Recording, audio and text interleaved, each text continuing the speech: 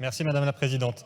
Donc mon propos sera un petit peu plus large que l'article 2, mais vu la météo démocratique et les prévisions de 49.3, il y a un risque que ce sujet important qui concerne l'article 36 soit mis de côté. Je parle du sujet de la petite enfance. Le ministre Combes a évoqué ce matin la question de la création d'un service public de la petite enfance. Donc se pose la question de quelles sont les mesures concrètes dans ce projet de loi de finances de la sécurité sociale qui permettent de matérialiser ce service public. Il y a une mesure, il faut le reconnaître, qui est l'alignement du reste à charge pour les familles qui font garder des enfants à la crèche ou chez une assistante maternelle. Mais il y a surtout, dans ce projet de loi de finances de la sécurité sociale, un oubli énorme. C'est celui de la formation, des conditions de travail et de la rémunération des professionnels de la petite enfance. Parce que, chers collègues, du côté des assistantes maternelles, la moitié d'entre elles seront à la retraite d'ici 10 ans. Du côté des crèches, ce sont la moitié des établissements qui sont confrontés à une pénurie de personnel. Comment faire fonctionner un service public de la petite enfance s'il n'y a pas de professionnels de la petite enfance ?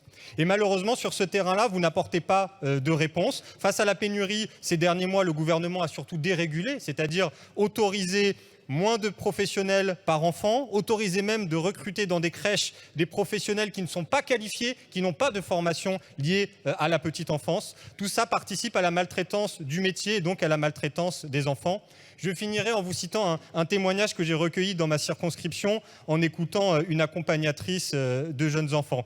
Elle me disait « Quand nous avons 5 enfants sur les bras, parfois plus puisqu'il y a un poste qui est vacant. Quand tous ces enfants en même temps veulent manger et qu'ils se mettent à pleurer, eh bien je suis obligé d'attendre 10 minutes, 20 minutes, une demi-heure, de laisser pleurer des enfants pendant une demi-heure parce que nous ne sommes pas assez nombreux et que personne ne peut venir m'aider. Je sais que c'est de la maltraitance pour les enfants, mais je ne peux pas faire autrement. Et ces pleurs, je les ramène chez moi le soir et ils m'empêchent de dormir. Ça, c'est la maltraitance qui est vécue par ces professionnels. Alors, chers collègues, je vous demande, laissez-nous au moins l'occasion, avec ce projet de loi de finances, d'aller jusqu'au bout de l'étude de ce texte et de faire des propositions pour l'améliorer, pour augmenter les rémunérations, pour mieux former les professionnels et répondre